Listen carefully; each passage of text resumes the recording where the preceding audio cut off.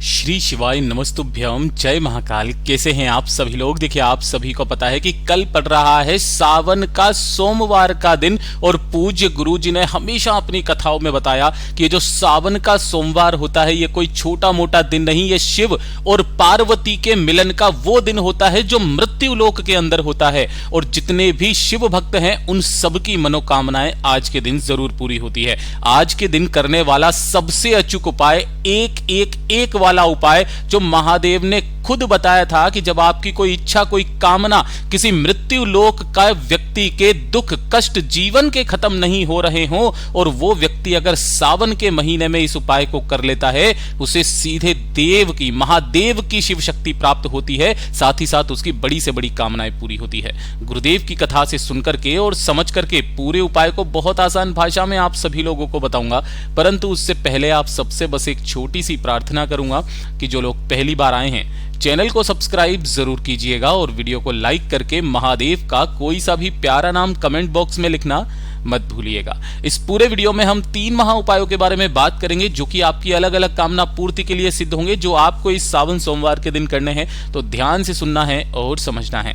सबसे पहले बात कर लेते हैं पहले वाले उपाय की। ये सबसे विशेष उपाय जो पूज्य गुरु जी ने सावन के महीने में करने के लिए कहा कि जब आपके जीवन के दुख, आपके जीवन के कष्ट खत्म नहीं हो रहे हैं। गुरुदेव ने कहा कि जब आप किसी विपरीत परिस्थिति में फंस रहे हो, है ना, विपरीत परिस्थिति, कुछ ऐसी परिस्थिति कि आपको उसमें डर लग रहा है, भय लग रहा है, जैसे आपके जीवन में कुछ बहुत गलत होने वाला है ना, आपके मन में घबराहट सी हो रखी है, कोई समस्या आने वाली है। उस समस्या को टालने के लिए और अपने जीवन के दुख कष्टों को खत्म करने के लिए जो व्यक्ति अगर भूलवश भी इस उपाय को कर लेता है ना, उसकी भी कामना मेरा बाबा मात्र कुछ ही समय में सॉल्व कर देते हैं।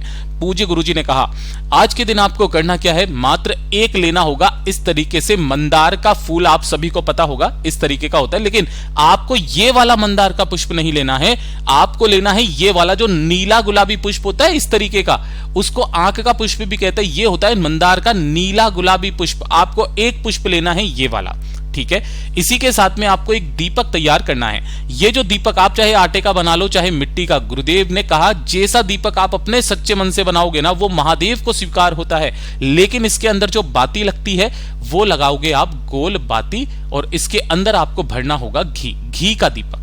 और साथ ही साथ 1 लोटा शुद्ध जल अपने घर का तांबे के कलश में। ध्यान रखना इस जल के अंदर आपको कुछ भी नहीं मिलाना है, केवल 1 लोटा शुद्ध जल, 1 दीपक और 1 मंदार का पुष्प, इसे लेकर के पहुंच जाना भोलेनाथ के मंदिर में शिवलिंग के पास में।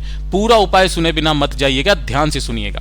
शिवलिंग के पीछे की तरफ आपको आसन लगा करके बैठ जाना है, जिससे आपका मुख उत्तर दिशा की तरफ में हो जाएगा। सबसे पहले आपको जो पूजा पाठ अर्चना करनी है वो करना, और 1 लोटा शुद्ध जल जो लेकर के आए हो उसे भोलेनाथ की शिवलिंग पर अपना नाम और अपना गोत्र बोल करके पहले 1 लोटा शुद्ध जल भोलेनाथ की शिवलिंग पर समर्पित करना। किनके नाम से? अघोरेश्वर महादेव के नाम से। किनके नाम से करोगे? अघोरेश्वर महादेव के नाम से पहले 1 लोटा शुद्ध जल समर्पित करना। जब यह जल समर्पित हो जाएगा, अपने दाहिने हाथ में आपने जो एक नीला गुलाबी मंदार का पुष्प लिया है उसे लेना। माता अशोक सुंदरी का स्थान जो शिवलिंग की जलाधारी पे बीचों बीच में मोटी सी लाइन होती है, ये वाला स्थान, माता अशोक सुंदरी के स्थान पर उसे स्पर्श करा करके आपकी जो भी समस्या चल रही है, जो विपरीत घड़ी चल रही है, जो कष्ट जीवन में चल रहे हैं, जिनको दूर करने की कामना आप लेकर के आए हो, उस कामना को दूर करने की विनती करते हुए यहां पर माता अशोक सुंदरी पर स्पर्श करा करके भोलेनाथ की शिवलिंग पर जो व्यक्ति मात्र भूलवश भी इस मंदार के पुष्प को समर्पित कर देता है, मेरा बाबा मात्र 3 घंटे के अंदर अंदर उसकी जो समस्या, जो दुख दर्द पीड़ाओं से वो झिल रहा है, वो सारी समाप्त कर देते हैं। इतना अद्भुत और अचूक उपाय है ये। गुरुदेव ने शिव महापुराण की कथा के दौरान कहा था कि 1 मंदार का पुष्प और 1 शमी का पत्ता, इन दोनों को वरदान प्राप्त है महाराज कि अगर कोई व्यक्ति भूलवश भी इसे माता अशोक सुंदरी के स्थान पर स्पर्श कराकर शिवलिंग पर समर्पित कर देता है और अपनी कामना कह देता है, मेरा बाबा उसकी कामना इसी श्रावण मास के महीने में पूरी निश्चित रूप से करता है। ये शिव तत्व है, क्योंकि 1 शमी का पत्ता 14 करोड़ सोने की मुद्राओं के बराबर होता है।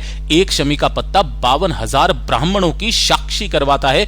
इतना अद्भुत प्रमाण है शिव महापुराण में शमी के पत्ते और मंदार के पुष्प का। तो ये वाला उपाय आप सभी लोगों को जरूर करना है। और ये जो दूसरे नंबर का उपाय जो कि होगा 1-1-1 वाला उपाय, गुरुदेव ने कहा कि जब आपकी कोई इच्छा, कोई हृदय की बात, कोई कामना महादेव तक नहीं पहुंच रही है, आपने काफी सारे उपाय कर लिए, व्रत कर लिए, लेकिन उन उपायों का, व्रत का फल आपको नहीं मिल रहा है, घर में, परिवार में कोई समस्या आन खड़ी हुई है जिससे आप निजात पाना चाहते हो, तो आज के दिन इस 1-1-1 वाले उपाय को करना बिल्कुल भी मत भूलिएगा। परिवार का कोई एक सदस्य भी इस उपाय को कर लेता है ना, उसके परिवार के सारे कष्ट खत्म हो जाते हैं। सबसे पहले आपको लेना होगा मात्र एक चावल का दाना, जो कैसा होना चाहिए, अक्षत होना चाहिए, पूर्ण, कहीं से भी टूटा हुआ, खंडित ना हो, इस चीज का विशेष करके ध्यान रखना। दूसरे नंबर पर जो आपको चाहिए होगा वो चाहिए होगा एक सफेद फूल। ठीक है, अब यहां पर सफेद फूल का क्रम समझ लीजिएगा, मैं फिर से बता देता हूं। एक पुष्प होता है केतकी का, है ना, ये भी सफेद ही होता है, जो बीच में से पीला पीला सा होता है, कुछ इस तरीके से, है ना। उस वाले पुष्प को भूलवश भी काम में मत लेना, क्योंकि वो महादेव की शिवलिंग पर नहीं चढ़ता है। कोई अगर भूलवश भी समर्पित कर देता है तो उसे 1000 गौ हत्या का पाप लगता है, क्योंकि केतकी को श्राप है कि जो भी व्यक्ति इसे शिवलिंग पर समर्पित करेगा उसकी प्रार्थना कभी महादेव स्वीकार नहीं करेंगे और उसे पाप भी चढ़ेगा, क्योंकि इन्होंने एक बार झूठ बोल दिया था ब्रह्मा जी के कहने पर कि उन्होंने महादेव का अंत देखा है, जबकि महादेव तो अनंत है। ठीक है, तो एक चावल का दाना, एक सफेद फूल और एक बेलपत्र, जो कहीं से भी खंडित, कटी फटी ना हो। नहीं मिलती है, भोले बाबा की शिवलिंग के पास में जब जाओगे तो वहां की शिवलिंग से उठा करके धो करके काम में ले लेना। और एक लोटा शुद्ध जल अपने घर का लेना है, तांबे के कलश में। इन सभी को लेकर के आपको भोलेनाथ के मंदिर में पहुंचना है, शिवलिंग के पास में। जैसे ही आप यहां पर पहुंचोगे, आपको शिवलिंग के पीछे की तरफ, उत्तर दिशा की तरफ में मुख करके खड़े हो जाना है। सबसे पहले आपने जो एक लोटा जल लिया है उसे अपने सम्मुख में रखना है। सबसे पहले जो एक चावल का दाना है अपनी हथेली में लेकर नाम और गोत्र बोल करके पहले एक चावल का दाना इस कलश के अंदर डाल देना है। ठीक है, उसके पश्चात जो आपने यहां पर एक बेलपत्र लिया है, उस एक बेलपत्र को अपनी कामना कह करके इस कलश के अंदर डालना। और जो एक सफेद फूल है, उस एक सफेद फूल को अपनी कुलदेवी का स्मरण करके इसी कलश के अंदर डाल देना। ठीक है, सम्मुख में ही डालना है।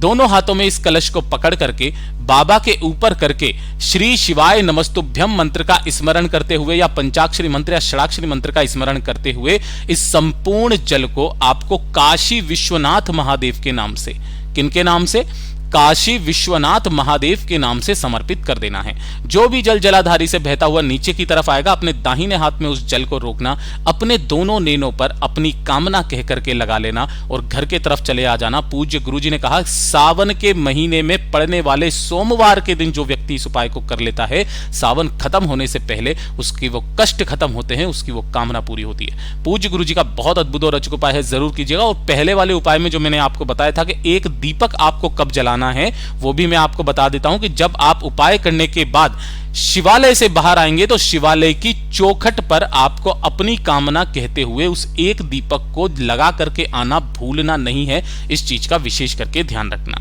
अब बात करते हैं हमारे इस वाले वीडियो का सबसे आखिरी, सबसे अंतिम उपाय, जो तीसरे नंबर का उपाय है, जो सबसे ज्यादा खास और विशेष है। ये वाला उपाय आपके पूरे परिवार के लिए, जब आपके घर में धन को लेकर के समस्याएं हो, पैसा कहीं से नहीं आ रहा हो, कर्ज तक लेने की नौबत आ चुकी है, अनावश्यक खर्चे आपके परिवार में इतने हैं कि धन बिल्कुल बचता नहीं है, आपका दुकान, व्यापार, फैक्ट्री नहीं चल रही है, आपके घर में किसी तरीके का कोई दोष किसी पंडित ने बता दिया है, किसी तरीके की कोई कमी आपके घर में बता दी है, किसी तरीके का कोई पितृदोष आपके घर में बता दिया है, जिसकी वजह से ना तो आपके घर में सुख है, ना शांति है, छोटी छोटी सी बातों पर लड़ाई झगड़ा क्लेश हो रहा है, तो इस वाले उपाय को आज के दिन करना बिल्कुल मत भूलना। आपको क्या करना है, थोड़े से लेने होंगे काले तिल, मात्र थोड़े से, आधी मुट्ठी के बराबर काले तिल लेना और इन्हें किसी भी एक कटोरी के अंदर इस तरीके से काले तिलों को रख देना।